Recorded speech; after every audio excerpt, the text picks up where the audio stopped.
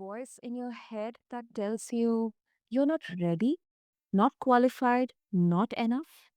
We all have one. Some days it whispers so quietly we can brush it off. Other days it shouts so loud it drowns out possibility.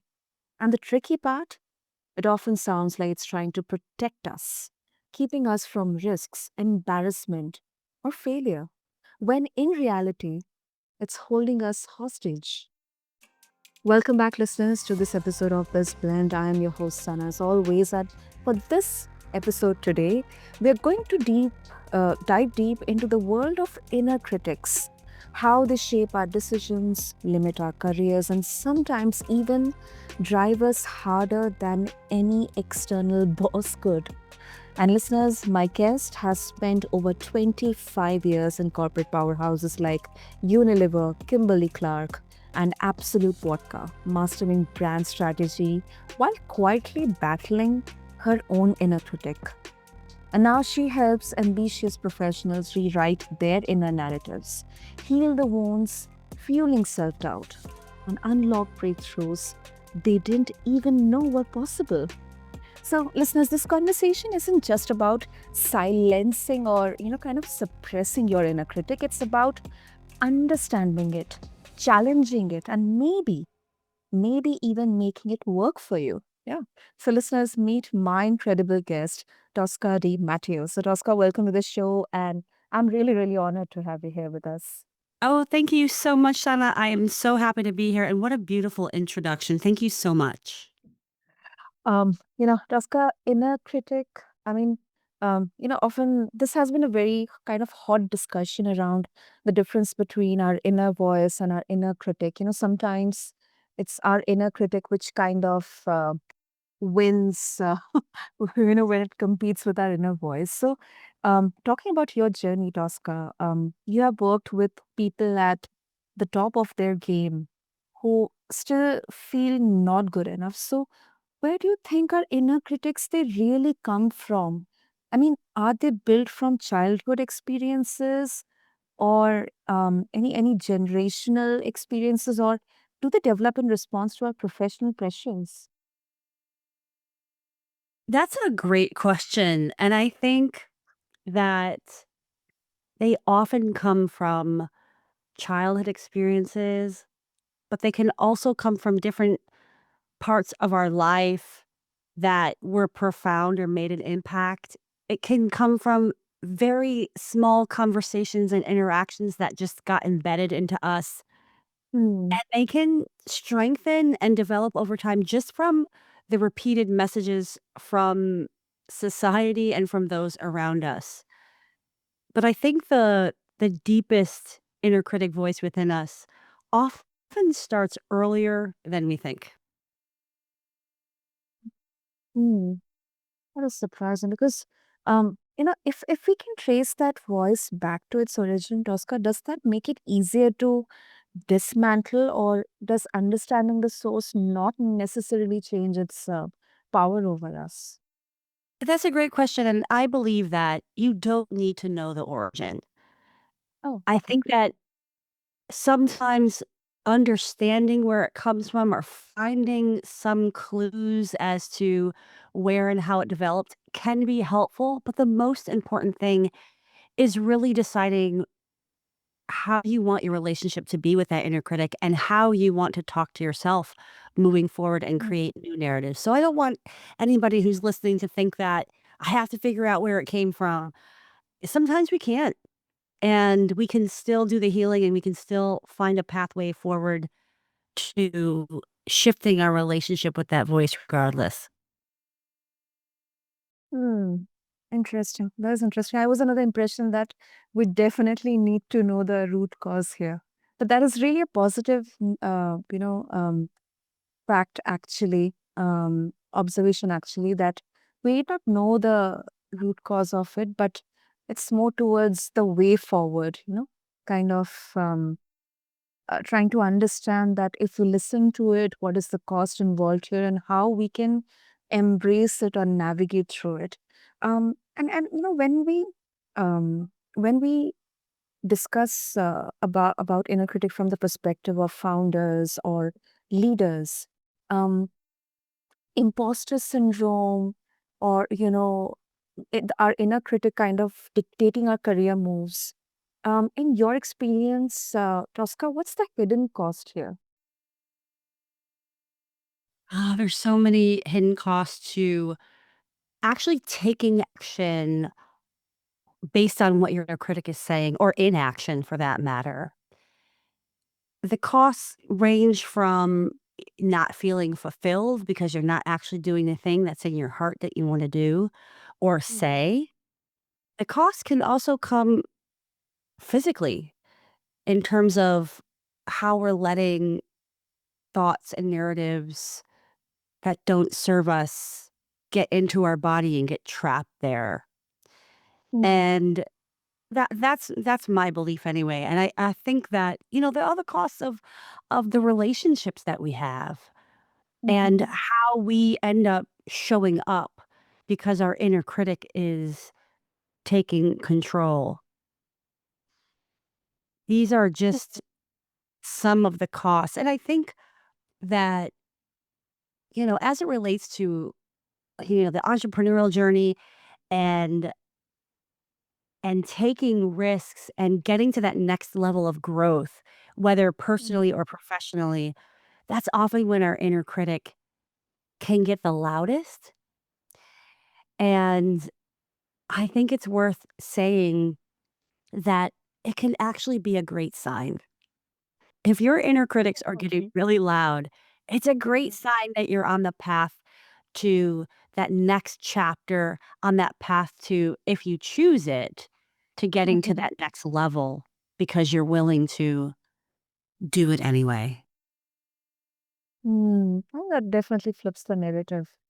Definitely flips the narrative, and um, uh, it's a bit of a personal question, Tosca. Has it ever happened with you when your inner critic kind of dictated your decisions, or your career moves, because you have worked with some major companies out there, major brands out there? Oh my gosh, of course. Of course, I do this work because I've deeply been steeped into it. Basically, my whole life. I really don't know my life without inner critics. And I say that because I was born looking different. I was born with a visible birth defect called cleft lip and palate. So, Oh, okay. from the time that I was a child, I looked different in every room that I walked into, and I know there's a lot of people that can relate to this kind of idea of feeling Mhm. less than, of, feeling like I don't matter or feeling like I don't Mhm. belong. And Yep. so, yes, I've had to absolutely address how I speak to myself over and over and over again, and the work only deepens, because I think what also can happen is at different times in my life, I had different inner critics that were taking front and center stage. I clearly have one that's about my appearance, and that one Mhm. can get triggered from time to time. I have one around food and what I'm eating, and that comes from a Oh. a lot of things around, growing up in, shame around food, but also at the age of 22, I was Mhm. diagnosed with type 1 diabetes, and Oh, okay. that made a huge impact about how I was telling myself what I should and shouldn't do and should and shouldn't eat and all of that stuff. And then as an entrepreneur, right? The inner critic Mhm. says, "Who do you think you are?"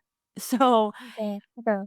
yeah, and I think every time we step into the work, it's about understanding what we need now and how do we continue to heal those wounds and become our own best friend in the process. Wow. That is really inspiring, Tosca. That's really inspiring. Um, and I'll just bring a bit of a different perspective here, because of course, um, these discussions, they're not black and white. So I've heard that inner critic, it keeps us sharp. We often talk about achieving perfection, flawless. whether it's any pitch meeting or client presentations or um, important crucial meetings or any crucial business decisions. So our inner critic, it kind of stops us from getting lazy or overconfident. Do you think that there's ever a case for keeping it around as a motivator? I actually don't believe there's ever a case for keeping it around. And I think there's a difference between the kind of excitement and stress that kind of pushes you and moves you. Um, and there's a difference between that and a voice telling you, "You better work harder," Yeah. because who you are is not enough, right? And it may not come out in those Mm. exact words, right? But I Yeah. think that what happens is we're so accustomed to the whip, approach. If I just beat myself up enough, I'll go do better. And what I encourage with my clients is to experiment with a loving approach to yourself and how much further that can take you than Mhm. actually letting your inner critic stay around because you think that it's actually serving you, because without it, how would you have the motivation or how would you stay sharp, or and all of those things. So I hey, to your earlier point, right? There's a lot of different Mhm. opinions and everybody's experience is different. And what I'm inviting is for folks that are listening to say, what else is possible to serve as a motivator and to serve as a voice that actually lifts me up like my own best friend would Mhm. lift me up? And how Yeah. different could that experience be? Yeah, I think that's a very, very important reflection, rather introspection. That's super critical. Because for some people, that edge is what keeps them producing at a high level. But then there's a caveat: it can come at a huge, huge personal cost. Because I have seen some of my friends, especially who are in the entrepreneurial circles, suffering through it. So I can absolutely, I definitely agree with you on this. Um, and Tosca, you work with people's personal, helping people's build personal and professional brands, and you stress on uncovering new narratives. So how does rewriting or kind of recreating that story actually shift the day-to-day decisions? I mean, if you can give a success story or a case study, that will really, really, help us to understand this. Yeah, we often, there's some data point out there, right? Which like 95% of the thoughts we had today were the thoughts we had yesterday, right? Okay. And the Yeah. way that we tell the stories about ourselves often don't change because Mhm. we've just been telling them for years and years and sometimes decades and decades. And then we realize that, like, oh, but we've changed. And oh, now with the perspective of my experience, I can actually Mhm. tell a different story that's based on where I'm going, actually, and not where I've been. So, Mhm. um, I have a beautiful client of mine, and this narrative that she's been telling herself for years, and she's an entrepreneur and has, Mhm. incredible work that she's done in the world. And she tells herself a story about how she's a waitress, that Mhm. she's taking orders from her clients Okay. and, you know, that she works for pennies because there's been a whole lot of work to do around her own self-worth, right? And her own Yeah. and seeing herself differently now as somebody who's actually successfully run a business for 20 years. But her mind is telling her stories like she's, 6 months into the journey and has, you know, no stories to tell about how awesome her work is and what she's able to do with her clients. Mhm. So Mhm. we've worked big time on shifting her narrative from being the waitress to being the CEO. And Mm. what does that mean to her? How would she show up if she showed up as a CEO and not a waitress? Because even though she may never ever, tell a client or even come Mhm. off to a client that she's kind of in this waitress role, she's telling it to herself over and over again. And that shows up in all kinds of ways that are not serving her and certainly not serving her clients. So it's made a huge difference in the kind of folks that she's attracted to her business Yeah. Yeah. because she's stepped into, well, I'm a CEO. And how do I want to be as a CEO? How do I want to talk to myself? How do I want to make decisions? And how do I want to invite potential clients into this work? And it's been game changing for her. When we first started, she was struggling to find new clients. She was in a drought. And then she got to the point where she had to hire additional help and actually put people on a waiting list in order to be able to accommodate, yeah, the inquiries coming in and the new clients. So it was a huge game changer for her. Yeah. Wow. Wow. That is really a huge transformation, and I can actually sense the shift in energy. That energy that you'll exude, or uh, that courage, that strength, with a bit of vulnerability. Because when you come from that transformation, you know what are your highs and what are your lows, and that kind of keeps you grounded. But at the same time, it also gives you that sense of, this is my company. This is something this is my vision. So, instead of having that feeling that, this is out of my control, it's kind of feeding me, I'm not feeding it. I think that it's such a pivotal shift in the energy. Oh my gosh, yes. I love that you pick up on that and honor, yeah, like that the energy shift is everything. It's kind of like if we just take it to a very simple concept. Because I think sometimes when people hearing this, it might be hard to believe, well, how really? Really that shift was possible? Look, and this client, let's call her Janice. Like Janice was like in the muckety muck of the arena of doing the work, Yeah. like, Yeah. she Yeah. welcomed it, and she took every opportunity to look and say, "Oh, what am I doing to myself?" Or, "Oh, dang, I showed up as a waitress again," and we would just Mm. keep going at it and keep going at it.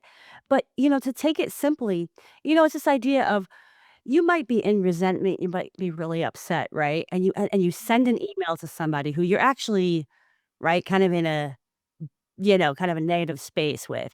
But you send that Mhm. email and it's got all the right things, right? You're being nice and you're saying all these nice things, Mhm. but energetically, right?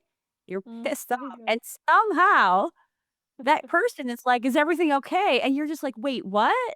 Like, I didn't even say anything. It's because you don't have to say anything because your energy speaks Exactly. for itself. I don't You're laughing, like, can you relate to this, like, this I example? can. I can, Tosca. Yeah. For me, as well as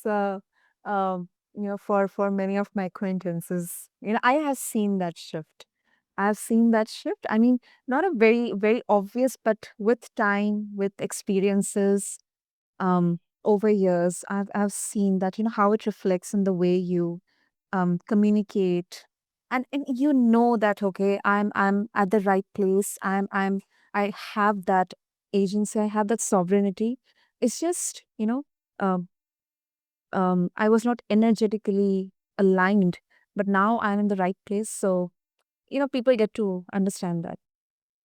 Yes, and that work, you know, involves, like, this not just the story that we're telling ourselves about ourselves, but this Mm. inner critic piece is also about the stories that we're making up in our mind to fill a narrative that you don't understand. And that narrative can be about other people, which can include judgment, right? Which True. which can be I'm sorry, what? No, true. I was saying this true. Yeah. Yeah, yeah, and it could be the worst version, right, of Yeah. what was possible versus the best possible version of that story, right? I could say, oh, this person totally blew me off. And, now I'm emailing and I'm kind of pissed, but I'm acting like I'm not, you know. But if you stop and say, well, what is the story I'm telling myself? You can then decide, you know what? I actually don't know if that's true. So Mm. what other stories could be true? Or what do I know for a fact is true? And then how do I actually let that be my come from place? Mm. Definitely, definitely. Ah, that's golden, golden. Tosca, so if our listeners, they would like to connect with you further and explore more about, I should say, tackling the inner critic and rewriting our narratives, what would be the best way? Yeah, yeah, if you wanna fall in love with your inner critic, that's what I like to say because it's a part of Okay. ourselves we get to love versus hate because it actually does love us, it just doesn't know how to do it. But, I would say sign up for my newsletter, go to toscadimatteo.com/newsletter, and that will help open up the arena of things that I do. I'm on Instagram with my full name. I'm on LinkedIn. I have my website, toscadimatteo.com. And yeah, those are the ways I would suggest to kind of get connected with practical tips and inspiration for how to get out of your own way of success. Of course, of course. I really love that you mentioned about loving our inner critic, like falling in love with our inner critic. So I'll definitely make sure to have all the links in the show notes for our listeners. And Tosca, thank you. Thank you so much for bringing this up, for reminding us that um, the real breakthroughs, they don't come from silencing that voice, definitely comes from hearing it, falling in love with it, understanding it, and then deciding to write the next chapter of our stories, our journeys ourselves. So thank you so much. Oh my gosh, Sana, thank you. What a beautiful set of questions and reflections that you shared. Thank you for this opportunity to talk about this topic that I think really does change lives. Definitely, definitely. And to all the listeners out there, you know what? The inner critic isn't just a voice, it is a narrator shaping the story we tell ourselves about what's possible. And while we may never be able to mute it entirely, we can choose whether it gets the final say. That's empowering, right, listeners? So, if you have been waiting for the permission to dream bigger, take the leap, get out of your comfort zone, or step into the next version of yourself, this is it. The inner critic may have had the opening lines, but you get to write the ending. With that, I conclude this episode of this Blend podcast. Until then, this is your host, Sana, signing off. Thank you.